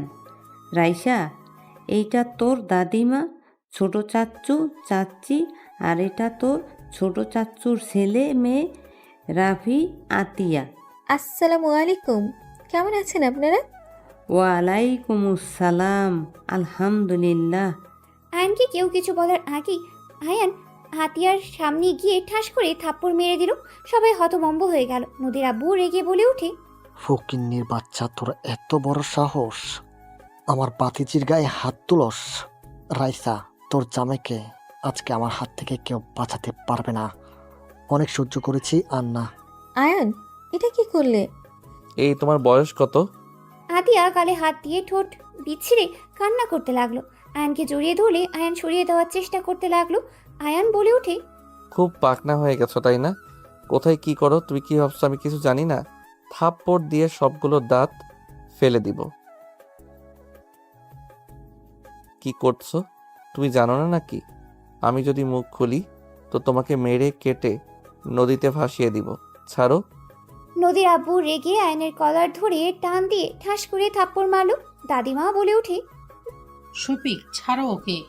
আম্মাজান, আপনি জানেন না এই ফকিন্নির বাচ্চা রাইসাকে ফাঁসিয়ে বিয়ে করেছে। আমাদের সম্পত্তির লোভে এই বাড়িতে এসেছে। শফিক, ছাড়তে বলেছি, ছাড়ো। কে কি সেটাই না জেনে হাত তুলবে না। তোমাদের সম্পত্তির লোভ ওর নাই, বুঝতে পারছো? ওর যা আছে তোমাদের তাও নেই। ছেড়ে ওকে। দাদিমার কথা শুনিয়ে সবাই অবাক হয়ে গেল। আয়ান নদীর আব্বুর হাত সরিয়ে দিয়ে বলল, আপনাদের সব ভাইদের মধ্যে শুধু অহংকার, একমাত্র আমার শ্বশুর ভালো মনের মানুষ। আয়ান কথাগুলো বলেই চলে গেল। রাইসা বলে ওঠে, আয়নের হয়ে আমি সবার কাছে ক্ষমা চাচ্ছি। হাজব্যান্ডের সাথে অনেক সুখে আছেন দেখছি। অবশ্যই, কেন থাকবো না। রাইসা কথাগুলো বলেই চলে গেল। আয়ান ফ্রেশ হয়ে খাটে বসলে রাইসা রেগে বলে, তুমি আমার কাজিনের গায়ে হাত তোলার সাহস কি করে পেলে? নোংরামি করার একটা লিমিট আছে। আশিক ভাইয়ার গার্লফ্রেন্ড ওই মেয়েটা, অসভ্য একটা মেয়ে। ওরা তো বিয়ে করবে, তাতে তোমার কি সমস্যা? দেখো, তুমি নিজে লিমিটের ভেতরে থাকো। উনি আপনার কাজিন হয়, আগে তো বলেন নাই। কি বলবো, আমি নিজেই তো জানতাম না। জানলে কি এত কিছু করতে হইতো? সবাই জানিয়ে দিতাম। ও আচ্ছা, যাই হোক, আমরা যে প্রজেক্টটা পেলাম এতে অনেক ভালো লাগছে। আপনার অনেক দিনের স্বপ্ন পূর্ণ হয়েছে। এখন শুধু কাজ করতে হবে। ঢাকা চলে যেতে হবে যত তাড়াতাড়ি। আপনার ফ্যামিলিগত সমস্যার সমাধান করতে হবে। রাইসা আলমারি থেকে পোশাক নিয়ে ওয়াশরুমে চলে গেল। গোসল করে ছাদে চলে গেল। আয়নও ছাদে চলে গেল। বাতাসে রাইসার চোখে কিছু পড়লে রাইসা বলে ওঠে, আয়ান, একটু দেখবে কি? গলা অনেক জ্বালা করছে। আয়ান রাইসার চোখে ফু দিতে লাগলো। হঠাৎ করে ছাদে সবাই চলে আসলে সবাই হালকা করে কাশি দিলে আয়ান পিছনে ঘুরে দেখে নদী, রাফি, আতিয়া, আশিক আর কিছু কাজিনরা দাঁড়িয়ে আছে। নদী রেগে হাত মুঠো করে দাঁতে দাঁত চেপে বলে, সব কিছুতে একটা লিমিট থাকে। ছাদে এসেছে আপনাদের রোম্যান্স করতে হবে? নোংরামি করতে লজ্জা করে না? ঘর কি জন্য আছে? বিছানা বালিশ সব নিয়ে এসেছি, এখানে বাসর কর দুইজনে। নদীর কথা শুনে রাইসা রাফির দিকে তাকালো। রাইসা ঘৃণ্য শরীর গুলিয়ে আসতে লাগলো। রাফি কিছু না বলে এক সাইডে চলে গেল। আয়ান নদীর দিকে রাগী লুক নিয়ে তাকিয়ে বলে, আমার বউ, আমি যেখানে ইচ্ছে সেখানে আদর করব। তোমার সমস্যা কোথায়? সব সময় বেশি বুঝবে না। আমার কি সমস্যা হবে? সবার সামনে নোংরামি মেনে নেওয়ার মতো না। আমরা না এসেছে যদি এখানে বড়রা কেউ আসতো তখন কি হতো? দেখো তো কি আর হইতো। জাস্ট শ্যাট আপ আয়ান, মুখ সামলিয়ে কথা বলো। ভাইয়া ভাবির চোখে ময়লা গেছে, বের করে দাও। আমি তো বের করতে নিয়েছি, তার ভিতরে তো তোমরা চলে আসলে। আয়নের মুখ থেকে ভাইয়া ভাবি শুনে বেশ অবাক হয়ে গেল নদী, রাইসা, আশিক। রাফি বলে উঠে, তুই বের কর আমার বউ, নাকি যে আমি বের করব? মেজাজ খারাপ করবে না, তুমি ভালো করে জানো এখানে কোনো বাজে কিছু হতে পারে না। বের কর, কেউ দেখলে ঝামেলা হবে। চোখ দিয়ে পানি পড়ছে। আতিয়া ভাবির চোখের ময়লাটা বের করে দাও। উনি আমাদের ভাবি হয়, আমার বউ না। কাউকে বলো না। বড় ভাইয়া রাইসা আপুকে ভালোবাসে, ওনারা রিলেশনে আছে। আর তুমি আশিকের সাথে যা শুরু করছো, মেজাজ খারাপ করো না। কথা বলা যদি বেশি দেখি, থাপ্পড় মেরে গাল ফাটিয়ে দিব। আয়নের কথা শুনে সবাই চোখ বড় বড় করে ফেলল। নদী বলে উঠে, রাইসার সাথে তোমার বিয়ে হয় নাই? না। তুমি ওর সাথে 6 দিন এক রুমে কেন থাকলে? রাতে যেমন দেখছো সেইভাবে থাকি। আশা করি তোমার প্রশ্নের উত্তর পেয়ে গেছো। আর আমাদের নিয়ে বাজে চিন্তা ভাবনা নিয়ে আসবে না। উনি আমার বড় বোন, ভাবি, ম্যামের বাহিরে কিছু না। আয়ান কথাগুলো বলে চলে গেল। রাফি রাইসার কাছে এসেছে, চোখে ময়লা পরিষ্কার করতে লাগলো। রাইসা বলে উঠে, রাফি, তুমি কি আমাকে ভুল বুঝেছিলে নদীর মতো? তুমি কি ওটাই ভাবছিলে? আরে না, তোমার কি মনে হয় আমি তোমার রুমে সিসি ক্যামেরা রাখার কথা বললেও কেন রাখি নাই? আমি জানি আয়ান তোমার দিকে বাজেভাবে তাকাবে না। আয়ান আমার ছোট ভাই, তোমার দেওয়ার হয়। রাফির কথা শুনে নদী, আশিক, রাইসার চোখ বড় বড় হয়ে গেল। রাইসা বলে উঠে, কি বলো? আয়ান তোমার ভাই হইলে ওই বস্তিতে কি করে? আর আমাদের অফিসে এত ছোট পদে কাজ কেন করে? ওই আব্বুকে পছন্দ করে না। তোমার আব্বু যেমন তোমাদের 2 ভাই বোনকে পেরায় রাখে, শাসন রাখে, তেমন সেম আমার আব্বু। আব্বু অনেক রাগী, বদমেজাজি। আব্বু ছোটবেলা থেকে বাইরে বেশি থেকেছে। আয়ান আব্বুর ভালোবাসা তেমন পায় নাই। তার ভিতরে আবার আব্বু বাসায় আসলে আয়ানকে আমাদের 3 জনকে অনেক শাসনে রাখতো। কিছু ভুল করলে মারতো, বকাঝকা করতো। আম্মু কিছু বলে আম্মুর গায়ে হাত তুলতো। আম্মুর গায়ে হাত তোলা থেকে ওইটাই আয়ানের মনের ভিতরে আব্বুর প্রতি ঘৃণা জন্ম নেয়। আব্বুর কোনো কাজ আয়ানের ভালো লাগতো না। আম্মুকে প্রতিবাদ করতে বলে আম্মু করতো না, আয়ানকে বুঝাতো। আয়ান একদিন রেগে গিয়ে ভাঙচুর করে বলে দেয়, ওই আব্বু আম্মুর কারো সন্তান না, ও এতিম। ওকে যদি সন্তান হিসাবে পরিচয় দেয়, সেই দিন আয়ান নিজেকে শেষ করে দিবে। সেই দিন রাতে আয়ান পালিয়ে দেশে চলে আসে। তারপর থেকে অন্য পরিচয় আছে। সেদিন কোলে নিয়ে আসলাম, তুমি তো ওকে কিছু বলো না, আর আমাকেও তো বললে না। আমি তোমাকে কিছু বললেও ওই এখানে আসতো না। তুমি ভাবি হবে দেখে তোমার সাথে এসেছে। অন্য কোনো মেয়ে হইলে তোমার সাথে কখনোই আসতো না। মানুষ ঠকানো ওর পছন্দ না। এই কাজগুলো করতেও ওই মনের সাথে হয়তো লড়াই করেছে। প্রথমে ও রাজি হয়নি, তোমাকে দেখার পর হুট করে হ্যাঁ বলে দেয়। আমি বুঝতে পারছিলাম না, ওকে দেখে কোনো কিছু বোঝা যায় না, চাপা স্বভাবের। সবার কথা শুনে নদী থমকে গেল। নদী দৌড়ে নিচে চলে গেল। নদী রাইসার রুমের সামনে গিয়ে দেখে আয়নের আম্মু আয়নকে জড়িয়ে ধরে কান্না করতে করতে বলছে, আয়ান, আর কতদিন আমাকে এভাবে শাস্তি দিবি? তুই আমার সন্তান, তোকে আমি কারোর সামনে পরিচয় দিতে পারছি না। আয়ান, তোকে এভাবে দেখতে আমার একদম ভালো লাগছে না। সন্তানকে কষ্ট পেতে দেখলে কি কোনো মায়ের মন শান্ত থাকতে পারে বল? 2টা সন্তান আছে, তাদের নিয়ে থাকেন। আমাকে ছাড়েন, কেউ এসে পড়বে। আয়ান, রাগ অভিমান কমিয়ে আমাদের সাথে চল না আয়ান। তোর আব্বু তোকে অনেক ভালোবাসে, বিশ্বাস কর। তোর আব্বু বাহিরে রাগী, ভেতরে তার মনটা একদম নরম। তাতে আমি কি করব? ছাড়েন তো। অহংকার ফ্যামিলির সাথে আমার কোনো সম্পর্ক থাকতে পারে না। আপনি এখান থেকে যান। আয়ান কথাটা বলে ওর আম্মুকে সরিয়ে দিয়ে বারান্দায় চলে গেল। আয়ান বারান্দায় দরজা লাগিয়ে দিল। আয়নের আম্মুকে বের হইতে দেখে নদী ওইখানেই চলে গেল। 3 ঘন্টা পর রাইসা রুমে এসেছে। আয়নকে দেখে বলে, আয়ন, চলো নিচে খাবার খাওয়ার জন্য আম্মু ডাকছে। খাবো না, আপনি যান। এই, তুমি এমন কেন? ঠিক মতো খেতে চাও না? ক্ষুধা না লাগলে আমি কি করব? চলো নিচে খেয়ে নেবে। ভাইয়া আপনার উপরে রাগ করে আছে নাকি?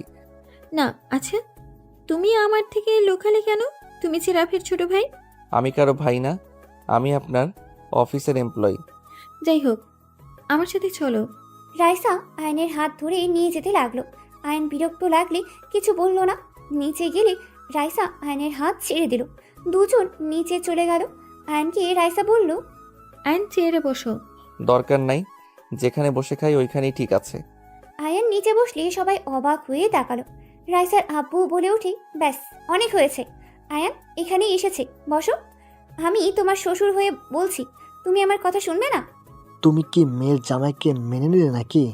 নদীর আব্বুর কথা শুনে রাইসার আব্বু কিছু না বলে উঠে গিয়ে আয়নের হাত ধরে চেয়ার টেনে বসিয়ে নিয়ে পাশে বসে পড়ল। রাইসা আয়নের পাশেই বসলো।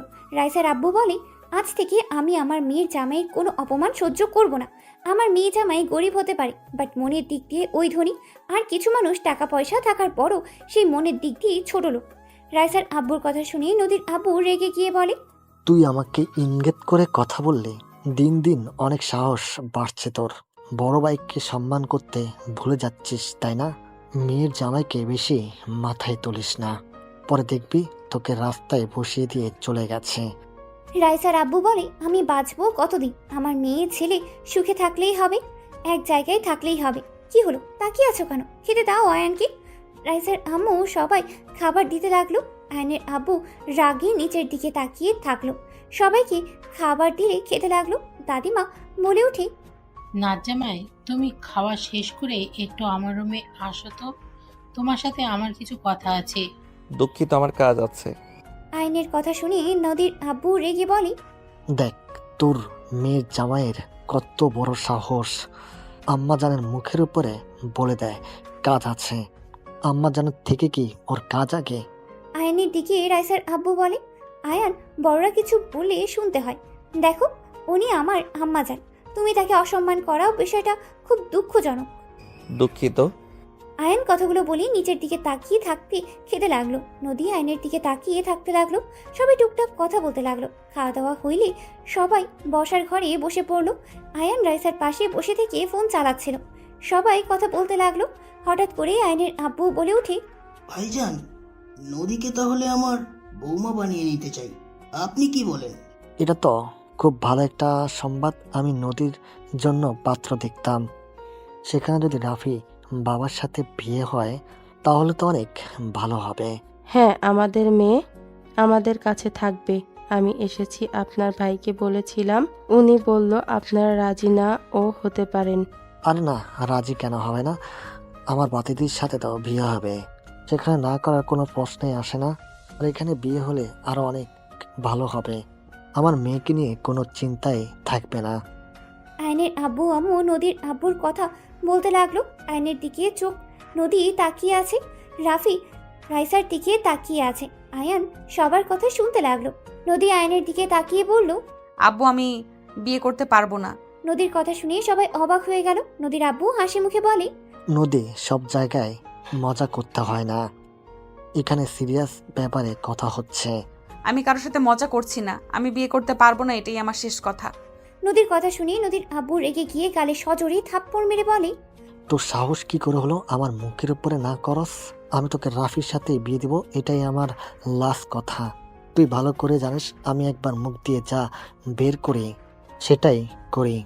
মেয়ে রাজি না থাকলে তাকে জোর করে বিয়ে দেওয়া ঠিক না আঙ্কেল।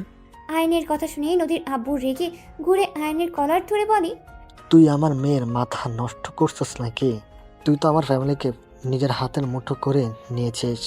দেখ, আমাকে রাগিয়ে দিস না, তোর জন্য মোটো কিছুই ভালো হবে না। রাইসার আব্বু নদীর আব্বুর হাত ধরে আয়নের কলার ছাড়িয়ে দিয়ে বলে, আয়ন খারাপ কিছু বলে নাই, নদী পছন্দ কি সেটা আগে জেনে তারপর বিয়ে ঠিক করো। মেয়ে রাজি না হলে সেখানে জোর করে বিয়ে দিও না। রাইসার আব্বুর কথা শুনে নদীর আব্বু বলে ওঠে, বাহ, খুব সুন্দর। নিজের মেয়ে তো এম্পায়ারকে বিয়ে করে নিয়ে এসেছে, এখন আমার মেয়ের মাথা জামাইকে দিয়ে খেয়ে নিয়েছে, যাতে আমার মেয়ের গরিব ফকিন্নির সাথে বিয়ে হয়।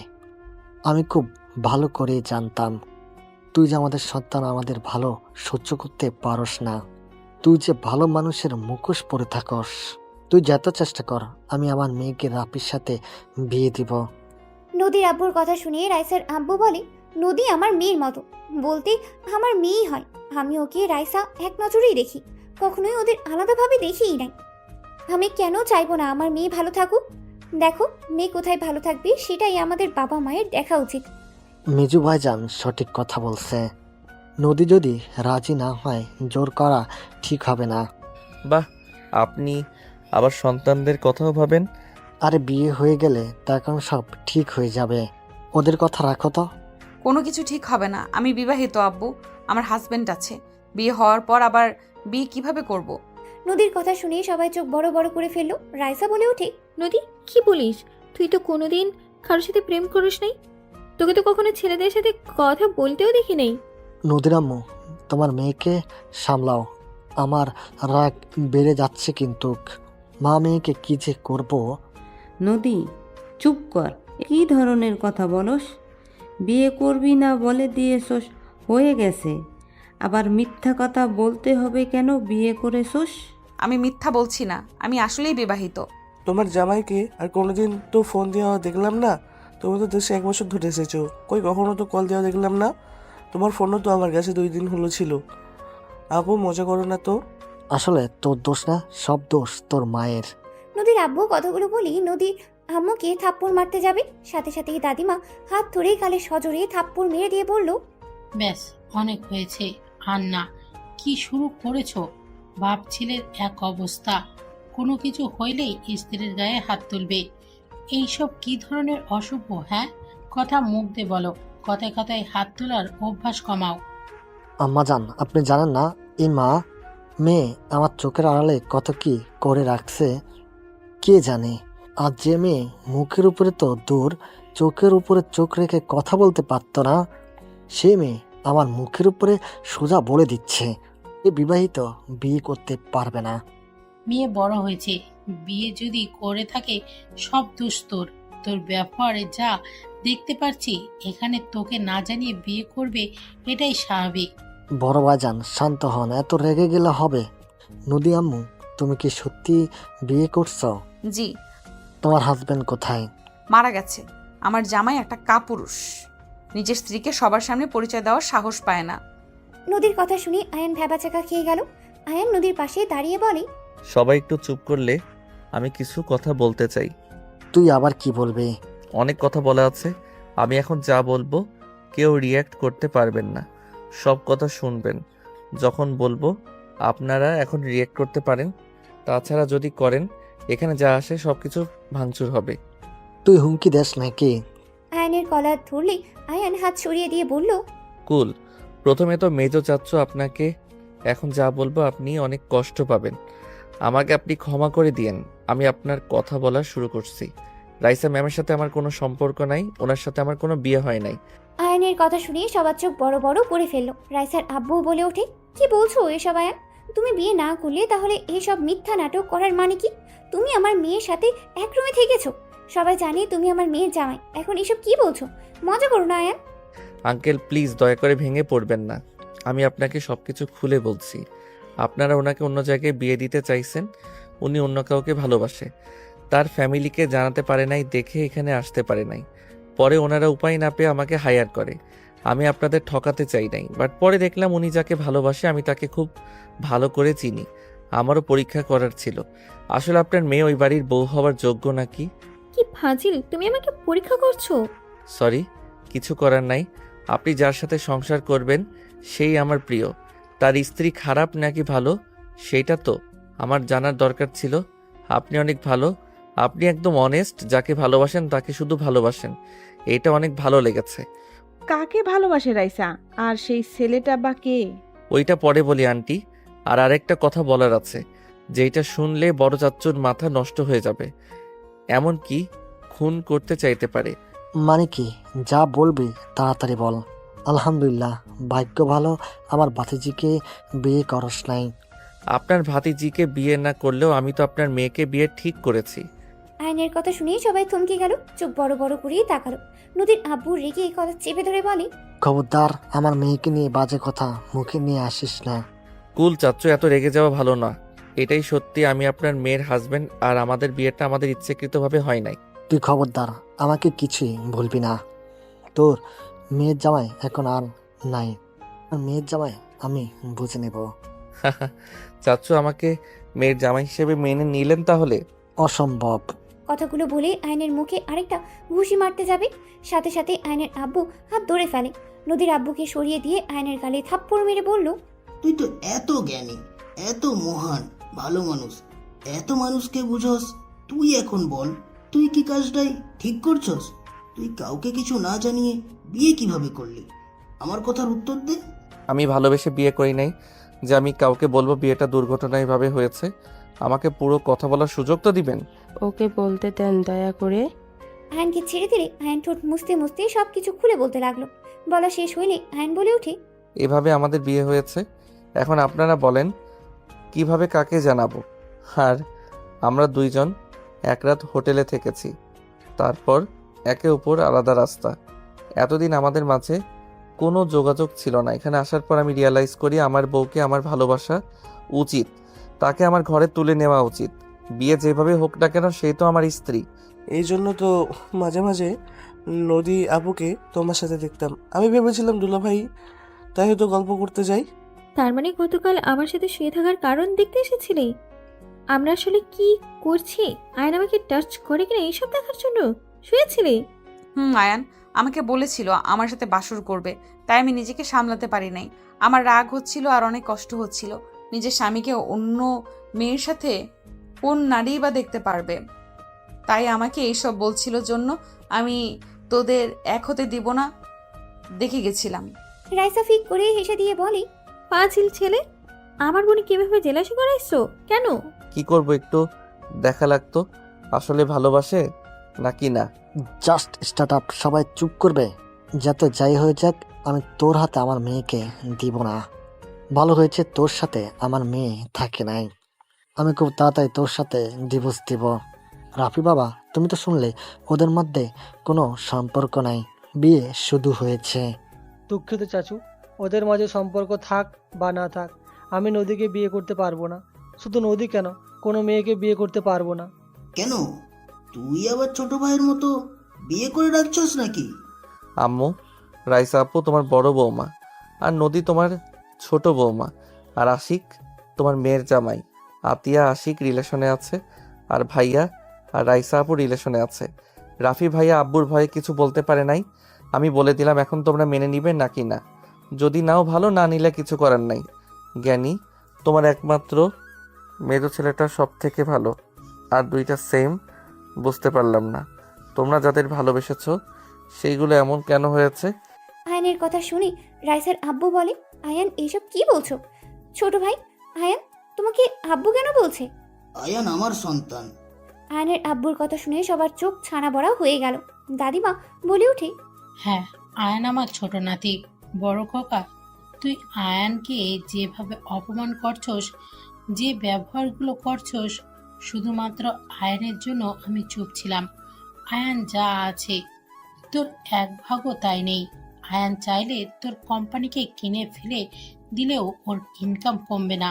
আয়ান যদি ছোটর ছেলে হয় তাহলে ও এমপ্লয় কিভাবে হয়? আয়ান আমার উপর রাগ করে পালিয়ে দেশে আসে। ওই আমাকে ঘৃণ্য করে। আমি আমার সন্তানকে দূর থেকে খোঁজ খবর নিতাম, বাট দিনাজপুরে গিয়ে এইসব হয়েছে, এইসব আমি জানতাম না। যাই হোক, অত কথা বলে লাভ নাই। নদী যেহেতু আমার বৌমা হয়ে গেছে, আমার সন্তান খুশি তো আমরাও খুশি। আর রাইসাকে যেহেতু রাফি ভালোবাসে, সেখানে আমার আর কোনো সমস্যাই নাই। যার যার মতো তাদের পার্টনার খুঁজে নিয়েছে, এখানে আর কিছু বলার নাই। বাট আশিক, তোমাদের বিয়ে দিলেও আমার মেয়েকে এই বাড়িতে পাঠাবো না। চাচু, আমি কি করেছি? কেন পাঠাবেন না? তোমরা দুইজন আরো একটু বড় হও, পড়াশোনা শেষ করো, তারপর। আচ্ছা বড় ভাইজান, আপনার কি কোনো আপত্তি আছে? না আয়ান, ক্ষমা করে দিও। আমাকে তো একবার বলতে পারতে যে তুমি আমাদের ভাতিজা। আসল ব্যবহার তো সবার দেখলাম। যাই হোক নদী, তুমি যদি ভেবে থাকো আমি ওনার ছেলে দেখে লন্ডন গিয়ে থাকতো, তাহলে ভুল। আমি ওই বস্তিতে থাকবো। আমার সাথে যদি বস্তিতে থাকতে পারো তাহলে আমার হাতটা শক্ত করে ধরবে, ছাড়তে পারবে না। আর যদি না ধরো তাহলে সারা জীবনের মতো চলে যাবে। নদী আয়নের হাত শক্ত করে ধরে বলে, স্বামী যেখানে আমিও সেখানে, কিন্তু পরনারীদের থেকে দূরে থাকতে হবে। যদি কোনো নারীর সাথে দেখি তাহলে কিন্তু। বুঝছি, খুন করবে নাকি? ও থুকু, আমি তো মারা গেছে, আমাকে আবার খুন করবে কিভাবে? আয়নের কথা শুনে সবাই হেসে দিলে নদী আয়নকে মারতে মারতে বলে, আমি রেগে বলছি, তুমি চুপ করেছিলে তাই বলছি।